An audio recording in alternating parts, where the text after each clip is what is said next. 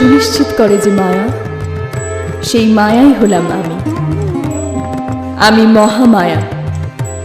এই অনন্ত কোটি ব্রহ্মাণ্ড আমার হতেই যাত।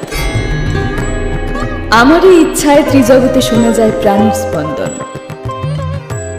আবার অন্তিমকালে সেই সব কিছু আমাতেই বিলীন হয়ে যায়। যেখানে আমায় কল্পনা করা হয় সেখানেই আমি প্রকাশিত হই। যেখানে আমার কল্পনা করা হয় না সেখানে আমি প্রকাশিত হই। আমি মহাশক্তি, সৃষ্টির মূল আধার।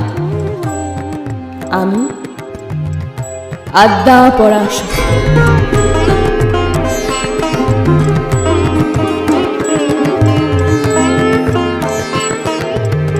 আজ আমারই ইচ্ছায় আমি এক থেকে বহুরূপ পরিগ্রহণ করেছি।